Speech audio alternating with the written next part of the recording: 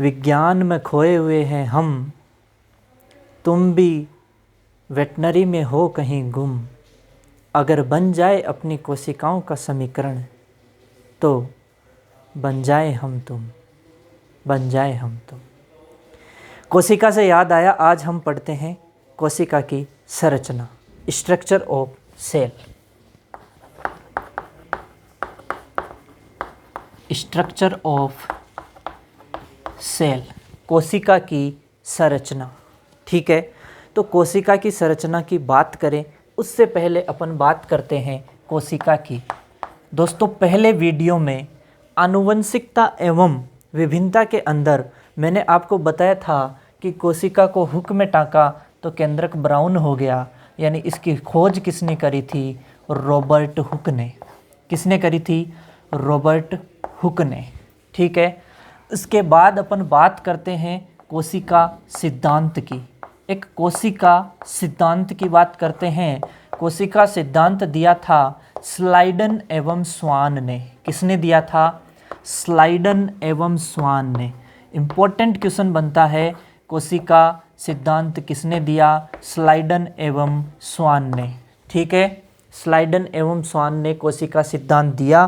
कोशिका सिद्धांत के अंदर स्लाइडन एवं स्वान ने क्या बोला?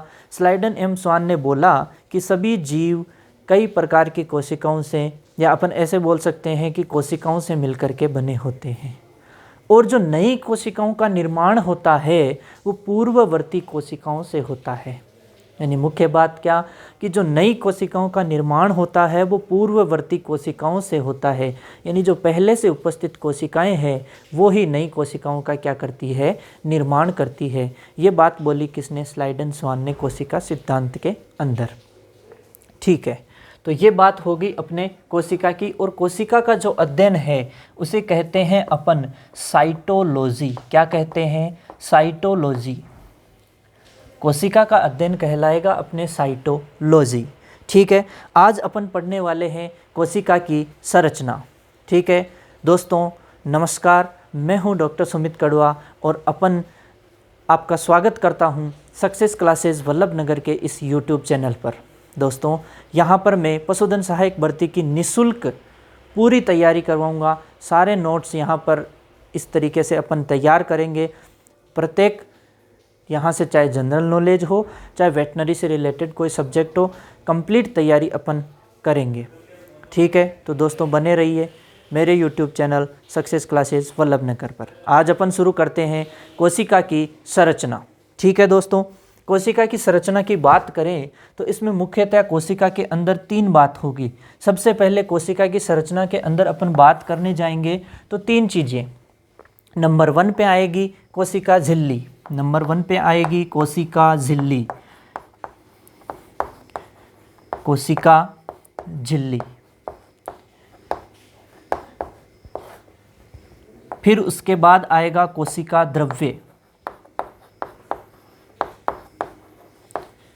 कोशिका द्रव्य और केंद्रक। ठीक है दोस्तों, मान लीजिए ये कोई जंतु की कोशिका है। ठीक है, इस कोशिका के अंदर ये कोई केंद्रक है। ये क्या है? केंद्रक है। कोशिका के अंदर ये क्या हो गया भैया? केंद्रक हो गया। ठीक है, ये होगी अपने कोशिका झिल्ली। ये क्या चीज़ हो गई? कोशिका झिल्ली। इसके अंदर जो बीच में भरा रहेगा वो हो गया कोशिका द्रव्य, और ये अपने हो गया कौन? केंद्रक। ठीक है भैया, बात करेंगे अपन तीन चीज़ों की। क्या क्या तीन चीज़ है? कोशिका झिल्ली, कोशिका द्रव्य और केंद्रक। ठीक है, सबसे पहले अपन बात करने जाएंगे कोशिका झिल्ली की। कोशिका झिल्ली क्या होती है? कोशिका झिल्ली होती है कोशिका के बाहर का एक आवरण। कोशिका के बाहर का आवरण होती है। ये जो झिल्ली होती है ये होती है चयनात्मक पारगम्य। वेरी इंपॉर्टेंट क्वेश्चन, चयनात्मक पारगम्य। ये वेरी इंपॉर्टेंट क्वेश्चन बनता है यहाँ पे। कोशिका जो झिल्ली है वो कैसी होती है?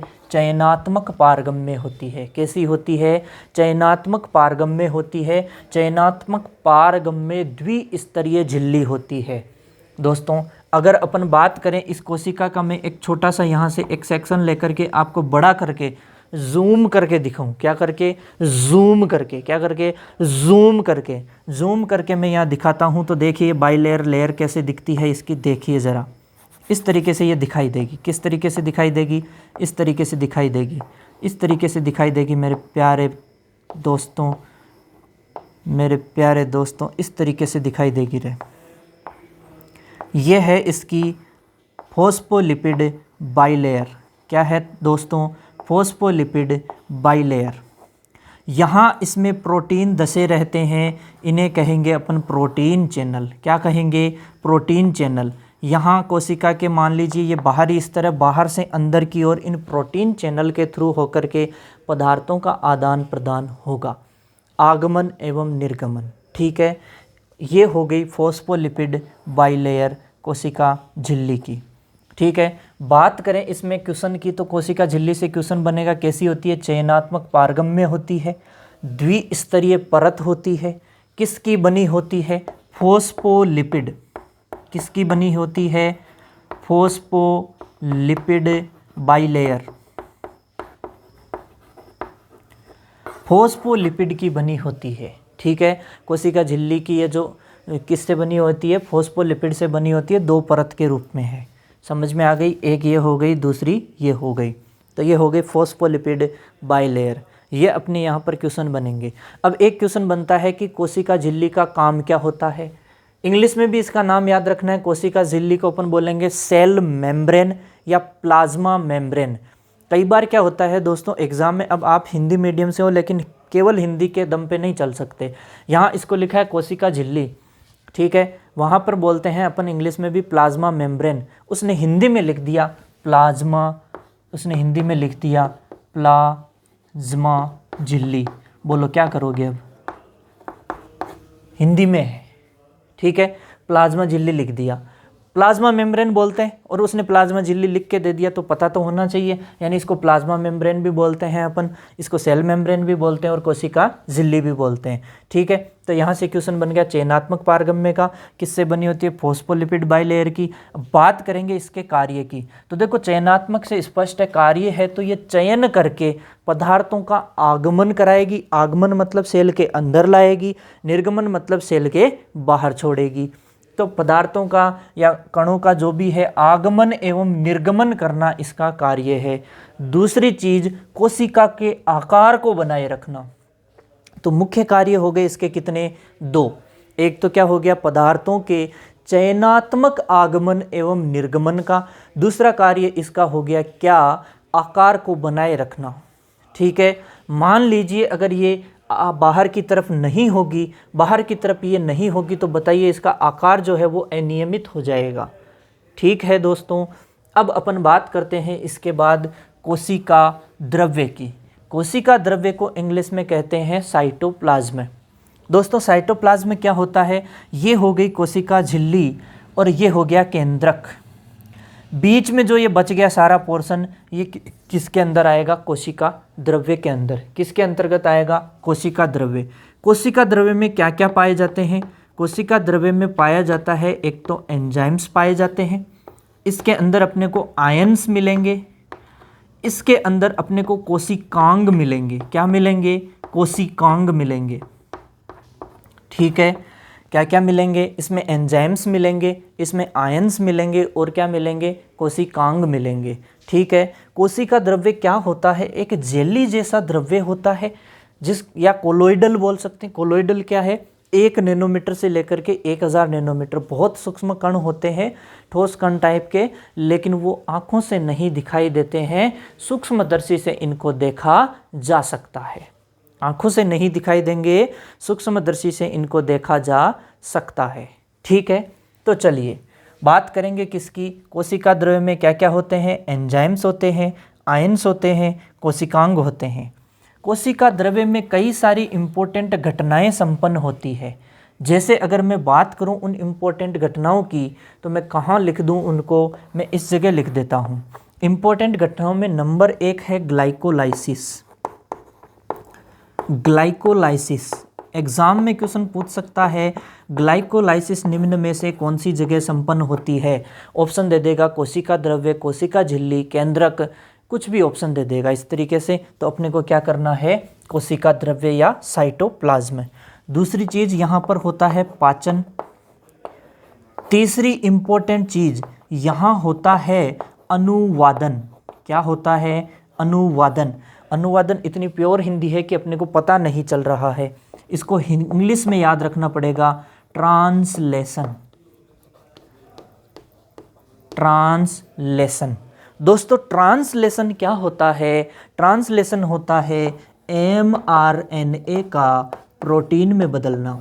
mRNA को प्रोटीन में बदलना क्या होता है, ट्रांसलेशन होता है। mRNA का प्रोटीन में बदलना क्या कहलाता है, ट्रांसलेशन कहलाता है। अगेन इंपॉर्टेंट क्वेश्चन बनता है, 2 क्वेश्चन बन गए यहाँ से। mRNA का प्रोटीन में बदलना क्या कहलाता है, ट्रांसलेशन कहलाता है, अनुवादन कहलाता है। दूसरा क्वेश्चन यहाँ से बन गया कि ट्रांसलेशन या अनुवादन कौन सी जगह होता है, कोशिका द्रव्य में होता है। ध्यान रखना दोस्तों, इसी से मिलता जुलता एक नाम आएगा, ट्रांसक्रिप्शन। ठीक है, अनुलेखन वो कहाँ होता है, वो केंद्रक में होता है। कहाँ होता है, केंद्रक में होता है।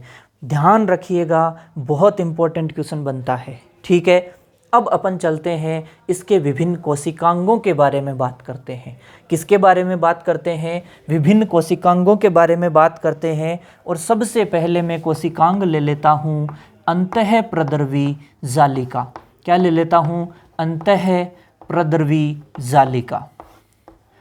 क्या ले लेता हूँ भैया, अंतःप्रद्रवी जालिका। ठीक है मेरे प्यारे साथियों, अंतःप्रद्रवी जाली को बोलते हैं endoplasmic reticulum, ER, endoplasmic reticulum. ठीक है, अंतःप्रद्रवी जालिका क्या होती है, ये जो केंद्रक है इस केंद्रक से जुड़ी हुई रहती है। ठीक है, इस तरीके से यहाँ पर कई सारे ये जो है पाइपलाइन के तरह काम करती है। किसके मध्य, इस केंद्रक की जो ये झिल्ली है जिसे अपन केंद्रक झिल्ली बोल देंगे, और इसके इधर कौन है, कोशिका द्रव्य। तो केंद्रक झिल्ली और कोशिका द्रव्य के मध्य ये एक पाइपलाइन की भांति काम करती है। मेरे प्यारे साथियों, किसकी तरह काम करती है, एक पाइपलाइन की तरह काम करती है। यहाँ से अगर जिन चीज़ों का आदान प्रदान होना है वो हो सकता है। ठीक है, तो ये किसकी तरह काम कर रही है, एक पाइपलाइन की तरह काम कर रही है। अब यहाँ अपने को एक चीज़ देखनी पड़ेगी, वो चीज़ वेरी इंपॉर्टेंट है। देखिए क्या कि यहाँ क्या होता है, कुछ एंडोप्लाज्मिक रेटिकुलम यानी कि अंतःप्रद्रवी जालिकाओं के ऊपर छोटी छोटी ये जो ठोस कणिकाएं हैं ये उपस्थित होती है, लेकिन कुछ के ऊपर यह अनुपस्थित होती है। कुछ के ऊपर तो ये उपस्थित होती है और कुछ के ऊपर अनुपस्थित होती है। ये जो ठोस कणिकाएं उपस्थित है, ये ठोस कणिकाएं होती है राइबोसोम। क्या होती है, राइबोसोम। जिनके ऊपर ये राइबोसोम उपस्थित रहते हैं वो अंतःप्रद्रवी जालिका तो होती है खुरदरी। कैसी होती है, खुरदरी। कैसी होती है, खुरदरी होती है। खुरदरी के ऊपर क्या प्रेजेंट होते हैं, राइबोसोम प्रेजेंट होते हैं। क्या प्रेजेंट होते हैं, राइबोसोम प्रेजेंट होते हैं। और जिस अंतःप्रद्रवी जालिका पर राइबोसोम या ये ठोस कणिकाएं अनुपस्थित होती है वो होती है चिकनी। कैसी होती है, चिकनी। चिकनी चमेली। कैसी रहे, चिकनी चमेली। खुरदरी को क्या बोलते हैं दोस्तों, रफ। और इसका नाम क्या है, एंडोप्लाज्मिक रेटिकुलम। तो रफ एंडोप्लाज्मिक रेटिकुलम हो गई RER, रफ एंडोप्लाज्मिक रेटिकुलम, खुरदरी एंडोप्लाज्मिक रेटिकुलम, खुरदरी अंतःप्रद्रवी जालिका वह है जिस पर राइबोसोम उपस्थित है। चिकनी को बोलते हैं स्मूथ, तो ये हो गई SER, स्मूथ एंडोप्लाज्मिक रेटिकुलम, चिकनी अंतःप्रद्रवी जालिका। ठीक है, अब बात करते हैं यहाँ पर ये जो चिकनी अंतःप्रद्रवी जालिका है इस पर राइबोसोम उपस्थित नहीं होंगे। ठीक है, यहाँ से अपन बात करते हैं खुरदरी के ऊपर राइबोसोम प्रेजेंट है। और दोस्तों मैं आपको बता देता हूँ, राइबोसोम है वो प्रोटीन फैक्ट्री की तरह काम करते हैं, प्रोटीन फैक्ट्री होते हैं और राइबोसोम प्रोटीन फैक्ट्री होते हैं। इसका मतलब यहाँ पर किसका काम होगा, प्रोटीन का संश्लेषण होगा। किसका संश्लेषण होगा, प्रोटीन का संश्लेषण होगा। खोपड़े में घुसा लीजिएगा इस बात को, बहुत इंपॉर्टेंट क्वेश्चन बनता है, बहुत इंपॉर्टेंट क्वेश्चन बनता है। प्रोटीन संश्लेषण कहाँ होता है, खुरदरी अंतःप्रद्रवी जालिका पे या चिकनी अंतःप्रद्रवी जालिका पे, कहाँ होता है, खुरदरी अंतःप्रद्रवी जालिका पे। ठीक है, चलिए चिकनी अंतःप्रद्रवी जालिका क्या करती है, ये वसा उपापचय, किसमें, वसा उपापचय में अपना योगदान देती है। वसा उपापचय फैट मेटाबॉलिज्म में वसा उपापचय में अपना योगदान देती है। ठीक है दोस्तों, तो इस तरीके से अंतःप्रद्रवी जालिका अपने समाप्त। नंबर दो अपन लेंगे गोल्जी उपकरण, गोल्जी एपरेटस। क्या लेंगे, गोल्जी उपकरण या गोल्जी एपरेटस, गोल्जी उपकरण। दोस्तों गोल्जी उपकरण या गोल्जी एपरेटस क्या होता है, एक प्याले नुमा अंग होता है। कैसा होता है, प्याले नुमा। ठीक है भैया, प्याला, क्या रे, प्याला, शराब का प्याला नहीं, प्याले नुमा कोशिकांग है, शराब का प्याला नहीं है मेरे प्यारे साथियों। आपका शराब का नाम सुनते ही आप तो पता नहीं क्या क्या व्यवस्थाएं करने लग जाते हो। कोई चखने की व्यवस्था करता है, कोई नमकीन की व्यवस्था करता है, कोई सलाद काट के लाता है। नहीं रे, ये प्याला शराब का नहीं है, प्याले नुमा कोशिकांग है, जिसे क्या कहा गया है, गोल्जी उपकरण कहा गया है। कौन सा जी, गोल्जी, कौन सा जी, गोल्जी, गोल्जी उपकरण। देखो गोल्जी उपकरण में ये जो आपको दिखाई दे रही है, इनमें द्रव भरा रहता है और ये जो गुहिकाएं हैं इस तरीके की, ये जो पर्टिकुलर अपने को दिख रही है, आपस में समानांतर तरीके से व्यवस्थित रहती है और इसका नाम होता है सिस्टर्नी। ये पूरा है गोल्जी उपकरण, पूरा क्या है मेरे साथियों, गोल्जी उपकरण। क्या है, गोल्जी उपकरण। और ये एक क्या है, एक है सिस्टर्नी। क्या होती है, सिस्टर्नी। ठीक है, क्या है, सिस्टर्नी है, सिस्टर्नी बोलते हैं इसको।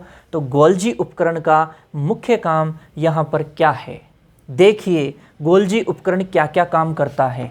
एक तो क्या करता है, जो स्रावी पदार्थ होते हैं उनकी पैकिंग करता है, स्रावी पदार्थों की पैकिंग। क्या करता है, स्रावी पदार्थों की पैकिंग करने का काम है। ठीक है, दूसरी चीज यहाँ पे गोल्जी क्या करता है, प्रोटीन प्रोसेसिंग में हेल्प करता है। किसमें, प्रोटीन प्रोसेसिंग में हेल्प करता है। ठीक है, चलो दो बात तो हो गई, कोई खास नहीं है। तीसरी चीज जो वेरी वेरी वेरी इंपॉर्टेंट है, क्या करता है, शुक्राणु का जो एक्रोसोम होता है, शुक्राणु के एक्रोसोम का निर्माण, एक्रोसोम का निर्माण। अरे शुक्राणु के ऊपर टोपी जैसा होता है एक्रोसोम, वेरी वेरी इंपॉर्टेंट। ये जो एक्रोसोम है इसका निर्माण कौन करता है, गोल्जी उपकरण। कौन करता है, गोल्जी उपकरण। ठीक है दोस्तों, अब चलते हैं अपन तीसरे कोशिकांग पर, जिसका नाम है लयनकाय। क्या नाम है मेरे साथियों, लयनकाय। इसको अपन बोल सकते हैं लाइसोसोम्स। लयनकाय या लाइसोसोम कुछ नहीं है रे, ऐसे सिंपल सी एक कोशिकांग सी है जो किससे बनती है, इन्हीं के सिस्टर्नी जो है जो आगे से फूल करके इस तरीके से लयनकाय। लाइसोसोम्स का निर्माण होता है गोल्जी उपकरण से, तो गोल्जी उपकरण से ही किसका निर्माण होता है, लाइसोसोम का होता है। लाइसोसोम के अंदर इंपॉर्टेंट बात ध्यान रखना है, यहाँ हाइड्रोलाइसिस एंजाइम होते हैं, हाइड्रोलाइजेज एंजाइम होते हैं। इसके अंदर कौन से एंजाइम्स होते हैं, इसके अंदर अपने एंजाइम होते हैं हाइड्रोलाइटिक एंजाइम्स होते हैं। कौन से एंजाइम होते हैं, हाइड्रोलाइटिक एंजाइम होते हैं। ठीक है, हाइड्रोलाइटिक एंजाइम्स, हाइड्रोलाइटिक एंजाइम्स होते हैं किसके अंदर, लाइसोसोम में। ठीक है, अब यहाँ पर क्या होता है, हाइड्रोलाइटिक एंजाइम्स पाचन, ठीक है, ये चीज़ें हो रही है। अब क्या होता है, मान लीजिए कोई कोशिका कभी मर गई, कोई कोशिका कभी मर गई, ठीक है, तो क्या करेंगे, ये लाइसोसोम से इकट्ठी होकर के उसका भक्षण कर देंगे। कई बार क्या होता है कि लाइसोसोम्स इकट्ठी हो जाती है समूह में, और जो कोशिका है सही उसका भी क्या कर देती है, भक्षण कर देती है, ठीक है, यानी खुद को क्या कर दिया, नुकसान कर दिया, कोशिका में ही उपस्थित है और कोशिका को ही मार दिया, ठीक है, यानी खुद को मार रही है, खुद ही खुद को मार रही है, तो इसे सुसाइडल बैग कहेंगे, आत्मघाती थैलियाँ कहेंगे।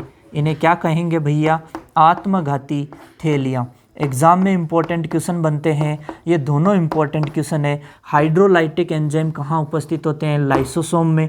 आत्मघाती थैलियाँ किन्हें कहा जाता है, लाइसोसोम को। इसे सुसाइडल बैग कहते हैं। क्या कहते हैं, सुसाइडल बैग्स कहते हैं इनको, ठीक है, आत्मघाती थैलियाँ, ठीक है भैया। चलिए आगे, नंबर 4 पे अपने आता है प्रोक्सीसोम। क्या आता है, प्रोक्सीसोम। प्रोक्सीसोम के बारे में कोई खास ज़्यादा चीज़ें याद नहीं रखनी है, छोटी छोटी कणिकाएं होती है, ठीक है, झिल्ली युक्त होती है। काम क्या करती है, ये विष का अपघटन करती है, तो इसमें एंजाइम होते हैं, वो होते हैं विष अपघटनकारी एंजाइम। इसके अंदर विष अपघटनकारी एंजाइम उपस्थित होते हैं, ठीक है, क्या उपस्थित होते हैं, विष अपघटनकारी एंजाइम। तो पूछ ले, विष अपघटनकारी एंजाइम किस में उपस्थित होते हैं, प्रोक्सीसोम में। एक और इम्पोर्टेंट चीज़ यहाँ पर है, जो फैटी एसिड होते हैं, कौन, फैटी एसिड्स, उन फैटी एसिड्स के बीटा ऑक्सीडेशन में भी इनका योगदान रहता है, ठीक है। किसके बीटा ऑक्सीडेशन में, फैटी एसिड के। फैटी एसिड को अपन बोल देंगे वसीय अम्ल, वसीय अम्लों के बीटा ऑक्सीकरण में भी इसका योगदान होता है, किसका, प्रोक्सीसोम का, ठीक है दोस्तों। अब अपने आ गया है नंबर 5 पे माइटोकॉन्ड्रिया। कौन है मेरे प्यारे दोस्तों, माइटोकॉन्ड्रिया। दोस्तों देखिए, माइटोकॉन्ड्रिया का काम क्या होता है। माइटोकॉन्ड्रिया क्या है कि यहाँ जंतु कोशिका का सबसे बड़ा कोशिकांग है, जंतु कोशिका का सबसे बड़ा कोशिकांग होता है माइटोकॉन्ड्रिया, ठीक है। इस तरीके से व्यवस्थित रहता है माइटोकॉन्ड्रिया, माइटोकॉन्ड्रिया व्यवस्थित रहता है, जंतु कोशिका का क्या है, सबसे बड़ा कोशिकांग है, दोहरी झिल्ली युक्त कोशिकांग होता है, ठीक है। माइटोकॉन्ड्रिया में क्या होता है, ऑक्सीकरण की सहायता से, ऑक्सीकरण क्रियाओं की सहायता से यहाँ पर क्या होता है, एटीपी का निर्माण होता है। किसका निर्माण होता है, माइटोकॉन्ड्रिया में एटीपी का निर्माण होता है।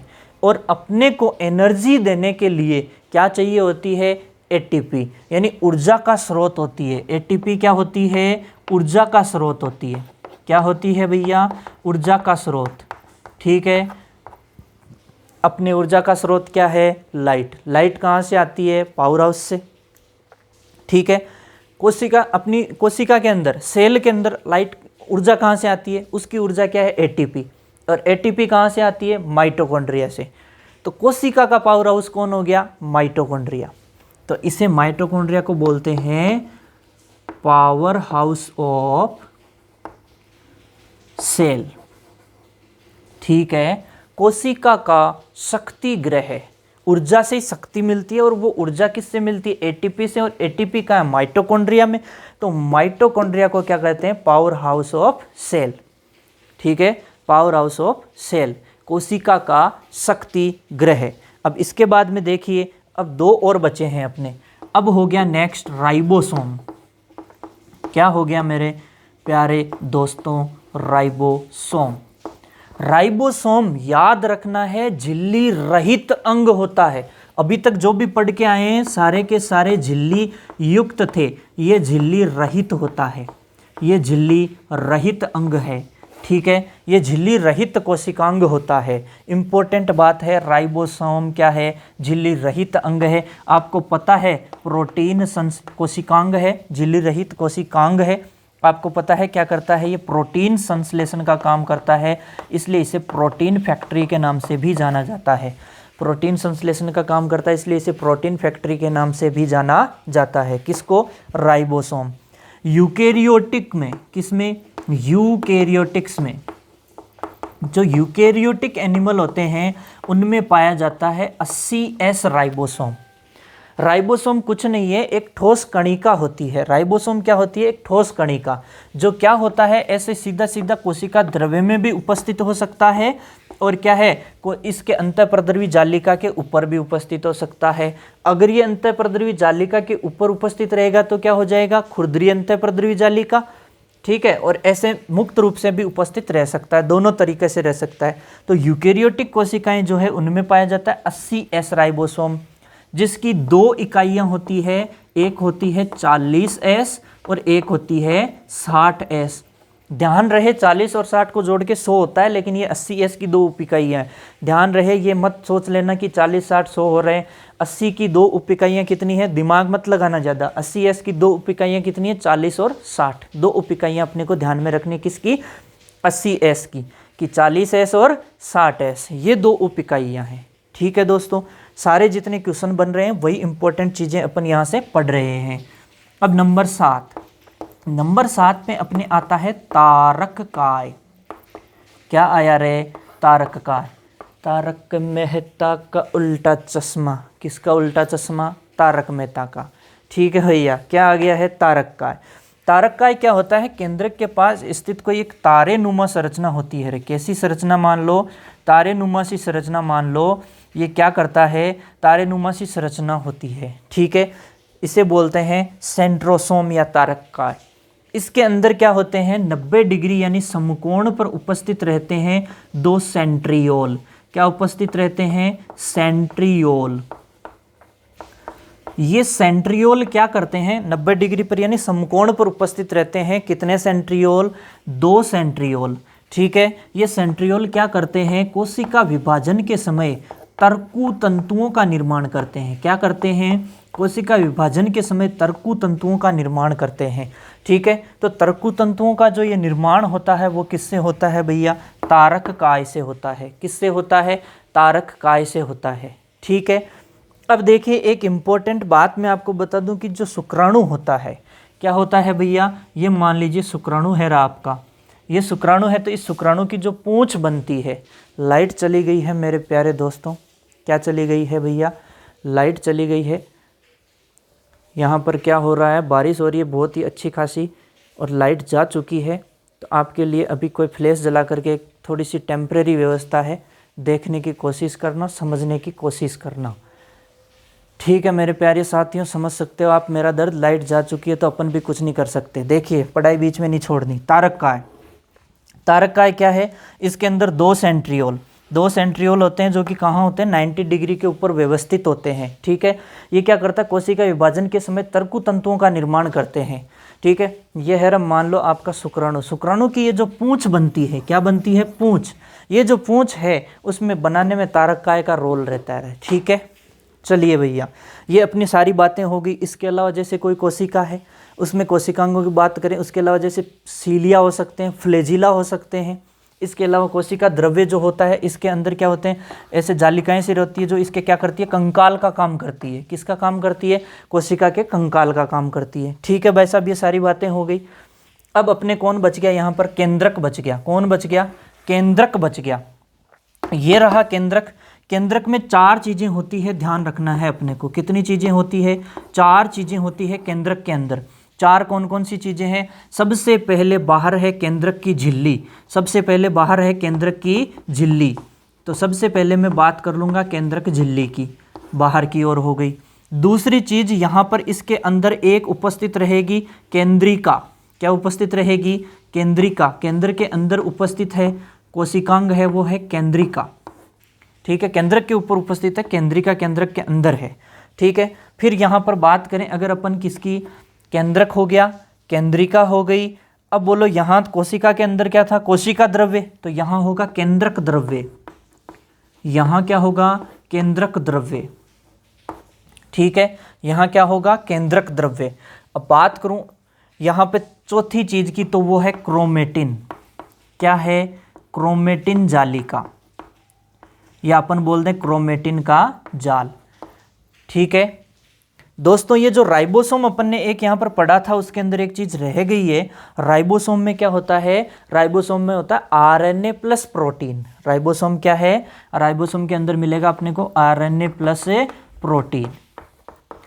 ठीक है, ये चीज थोड़ी ध्यान रखना। चलिए केंद्रक की बात करें तो केंद्रक में क्या हो गया? केंद्रक की झिल्ली हो गई, केंद्रिका हो गई, केंद्रक द्रव्य हो गया और एक क्रोमेटिन जाल हो गया। ठीक है, सबसे पहले केंद्रक झिल्ली को निपटाते हैं। केंद्रक झिल्ली क्या होती है? कोशिका झिल्ली के जैसी ही होती है, बस एक ही चीज एक्स्ट्रा है, वो है केंद्रक की जो झिल्ली होती है वो छिद्र युक्त होती है। उसमें पोर होते हैं छोटे छोटे, वो छिद्र युक्त होती है। ठीक है, याद रख पाओगे आराम से। केंद्रक की जो झिल्ली होती है वो कैसी होती है भैया? छिद्र युक्त होती है। ठीक है, तो छिद्र युक्त होती है। फिर बात करेंगे केंद्रिका की। तो भाई साहब ये जो केंद्रक में केंद्रिका होती है, ये केंद्रिका क्या करती है? राइबोसोम बनाती है। क्या बनाती है? राइबोसोम का निर्माण करती है। ये जो केंद्रिका है वो किसका निर्माण करती है? राइबोसोम का। ठीक है, तो कैसे बात समझ में आई आपको? केंद्रिका निर्माण करेगी राइबोसोम का, राइबोसोम निर्माण करेंगे प्रोटीन का। बात समझ में आ गई? केंद्रिका निर्माण करेगी राइबोसोम का और राइबोसोम निर्माण करेंगे प्रोटीन का। ठीक है, इसके बाद बात करेंगे केंद्रक द्रव्य की। केंद्रक द्रव्य सेम कोशिका द्रव्य के जैसा ही होता है, कोई खास फर्क नहीं होता। लास्ट में बच गया क्रोमेटिन जाल। क्रोमेटिन जाल में क्या होता है? क्रोमेटिन जाल में जो डीएनए होता है प्लस प्रोटीन होती है। डीएनए प्लस प्रोटीन होती है। आरएनए प्लस प्रोटीन कहाँ बोली? राइबोसोम में। क्रोमेटिन जाल में क्या बोले? DNA plus protein. यहाँ जो प्रोटीन है वो प्रोटीन हिस्टोन और नॉन हिस्टोन दोनों तरीके की है। हिस्टोन और नॉन हिस्टोन, हिस्टोन और नॉन हिस्टोन दोनों तरीके की प्रोटीन है। दोस्तों बार बार लाइट आ रही है जा रही है, लेकिन एडजस्ट करना क्योंकि थोड़ा सा टॉपिक और बचा। इतना सा चिन्ना सा टॉपिक बचे है, कहीं अरे चिन्ना सा टॉपिक बचे, तो थोड़ी सब्र रखो, है ना। डीएनए प्लस प्रोटीन किसमें? क्रोमेटिन जाल में। और दोस्तों ये जो क्रोमेटिन जाल होता है, कौन? क्रोमेटिन जाल। ये क्रोमेटिन जाल क्या करता है? क्रोमेटिन जाल जब कोशिका का विभाजन होता है उस टाइम क्रोमेटिन जाल गुणसूत्रों का रूप ले लेता है। संघनित होकर के क्रोमेटिन जाल संघनित होकर के क्या बना देता है? गुणसूत्र बनाता है। तो क्रोमेटिन जाल संघनित होकर के क्या बना लेता है? गुणसूत्र। कब? कोशिका का जब विभाजन होता है उस समय ये क्रोमेटिन जाल ही संघनित होकर के क्या बना लेता है? गुणसूत्र बना लेता है। ठीक है दोस्तों, ये चीज़ क्लियर हो गई। तो ये इस तरीके से कोशिका के बारे में अपन ने पूरा पढ़ लिया। ठीक है, यहाँ एक छोटी सी बात मैं बताना चाहूँगा पादप कोशिका के बारे में। किसके बारे में बताना चाहूँगा मैं? पादप कोशिका के बारे में आपको एक छोटी सी बात बताना चाहूँगा, जो आप थोड़ा सा ध्यान से सुनिएगा। ठीक है, अब ये बात तो थी, इतनी देर अपन ने बात करी जंतु कोशिका की। हाँ, एक चीज़ और मैं भूल गया आपको बताना, माइटोकॉन्ड्रिया जो होता है, डीएनए कहाँ रहता है? डीएनए अपने इस पे रहता है, क्रोमेटिन जाल पे। माइटोकॉन्ड्रिया के अंदर भी डीएनए मिलता है। माइटोकॉन्ड्रिया के अंदर भी डीएनए पाया जाता है। ठीक है, ध्यान रखना ये बात। अब चलो बात करते हैं किसकी? पादप कोशिका की, प्लांट सेल। तो पादप कोशिका में इसके अलावा जो अलग चीज़ है वो ही देखेंगे, उसके अलावा नहीं देखेंगे। इसके अलावा पादप कोशिका में देखो क्या चीज़ होती है। सबसे पहले पादप कोशिका में क्या होता है? सेल वॉल होती है। ये जो होती है ना कोशिका झिल्ली, कोशिका झिल्ली के बाहर एक आवरण और होता है जिसे कहते हैं सेल वॉल। ठीक है, कोशिका भित्ति बोलेंगे उसे। उसे क्या कहेंगे? कोशिका भित्ति। ठीक है, कोशिका भित्ति। ठीक है, अब इसके बाद में देखो कोशिका भित्ति। ये कोशिका भित्ति बनी किसकी होती है? कोशिका भित्ति बनी होती है pectin plus cellulose. Pectin plus cellulose की बनी होती है। कोशिका भित्ति किसकी बनी होती है? पैक्टिन प्लस सेल्यूलोज की बनी होती है। अब यहाँ पर एक बात और ध्यान है, आपको सबको पता है कि पादपों में प्रकाश संश्लेषण होता है। क्या होता है? प्रकाश संश्लेषण होता है।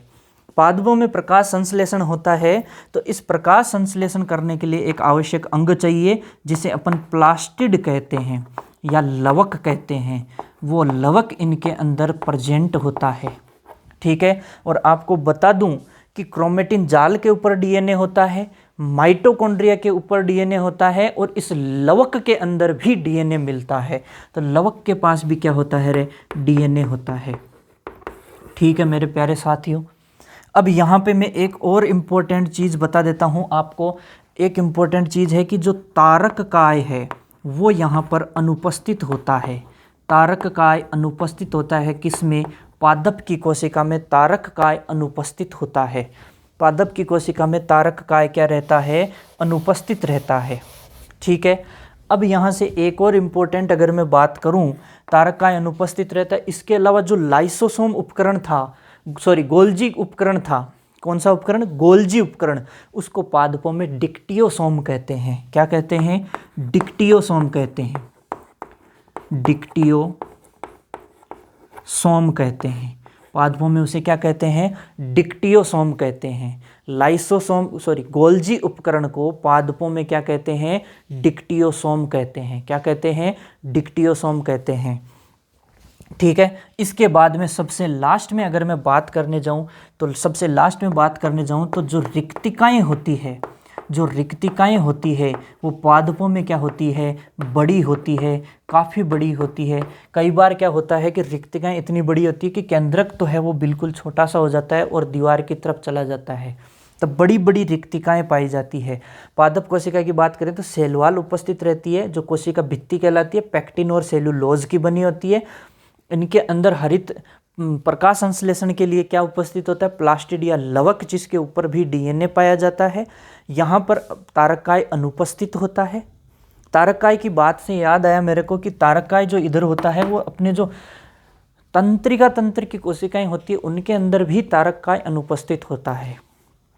ठीक है। तंत्रिका तंत्र की कोशिकाओं में भी तारककाय क्या होता है? अनुपस्थित होता है। ठीक है। आपके जज्बे को सलाम करता हूं कि लाइट जाने के बाद भी आप साथ दे रहे हैं और देखे जा रहे हैं। ठीक है। स्ट्रक्चर ऑफ सेल की बात एक बार फिर से कर लेता हूं तुरंत। हाँ, यहाँ से एक और इम्पोर्टेंट चीज़ बताता हूँ आपको कि ये जो कोशिकाएं हैं, कोशिकाएं मिलकर के बनाती है उत्तक। कोशिकाओं के समूह मिलकर के बनाते हैं उत्तक। उत्तकों का समूह मिलकर के बनाता है अंग। अंगों का समूह मिलकर के बनाता है अंगतंत्र। और आपको पता है अंग तंत्र से बनता है जीव। अंग तंत्र मिलकर के बनाते हैं जीव, और जीवों से मिलकर के बनती है समष्टि या पॉपुलेशन। ठीक है मेरे प्यारे साथियों, कोशिकाओं का समूह मिलकर के बनाता है उत्तक, उत्तकों का समूह मिलकर के बनाता है अंग, अंगों का समूह मिलकर के बनाता है अंग तंत्र, अंग तंत्र मिलकर के बनाते हैं जीव, और जीवों का समूह मिलकर के बनाता है समष्टि या पॉपुलेशन। ठीक है। फटाफट 5 मिनट में रिवीजन कर लेते हैं इसका तुरंत। जो इंपॉर्टेंट क्वेश्चन बन रहे हैं वो देख लेते हैं। कोशिका की खोज रॉबर्ट हुक ने करी। अध्ययन कहलाता है साइटोलॉजी। कोशिका सिद्धांत स्लाइडन एवं स्वान ने दिया। किसने दिया? स्लाइडन एवं स्वान ने दिया। 3 चीज़ होती है, कोशिका झिल्ली, कोशिका द्रव्य, केंद्रक। कोशिका झिल्ली की बात करें तो कैसी होती है? चयनात्मक पारगम्य होती है, चीज़ों को चयनित तरीके से आने जाने देती है। फॉस्फोलिपिड बाइलेयर बनी होती है, फॉस्फोलिपिड की बनी होती है। ठीक है। अंदर प्रोटीन धसे रहते हैं। करती क्या है? आगमन और निर्गमन करती है पदार्थों का, वो भी किस तरीके से? चयनित तरीके से कोशिका के आकार को बनाए रखती है। फिर इसके बाद में बात करती कोशिका द्रव्य की। कोशिका द्रव्य के 3 मुख्य काम रहते हैं। कौन कौन से 3 मुख्य काम अपन ने पढ़े थे? 3 मुख्य काम पढ़े थे कोशिका द्रव्य के। कौन कौन से 3 काम पढ़े थे अपन ने? एक तो पढ़ा था ग्लाइकोलाइसिस, दूसरा पाचन, और तीसरा पढ़ा था अनुवादन, क्या पढ़ा था? ट्रांसलेशन।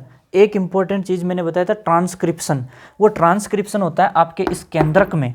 ट्रांसक्रिप्शन क्या होता है? ट्रांसक्रिप्शन आपके केंद्रक में होता है, जिसे कहते हैं हिंदी में अनुलेखन। ठीक है। मैं यहाँ लिख देता हूँ ट्रांसक्रिप्शन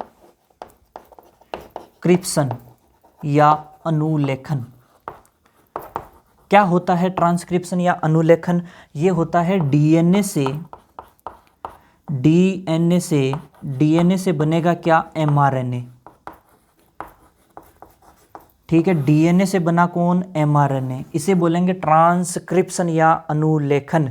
और एमआरएनए से बन गई प्रोटीन, प्रोटीन बनी, एमआरएनए से प्रोटीन बनने की घटना हो गई अपने अनुवादन या ट्रांसलेशन। तो ट्रांसक्रिप्शन में तो क्या होता है? डीएनए से बनता है एमआरएनए, और एमआरएनए से प्रोटीन बनती है, उसे कहते हैं ट्रांसलेशन। ट्रांसक्रिप्शन या अनुलेखन तो क्या हो गया? डीएनए से एमआरएनए बनना, और एमआरएनए से प्रोटीन बनना क्या हो गया? ट्रांसलेशन या अनुवादन। ठीक है। तो इस तरीके से ये आपके कोशिका की संरचना कंप्लीट होती है। ठीक है दोस्तों, चैनल को सब्सक्राइब कर दीजिएगा, वीडियो अच्छा लगा तो लाइक कर दीजिएगा, दोस्तों से शेयर कर दीजिएगा। Okay, tata, bye bye. बोलो बांके बिहारी लाल की जय।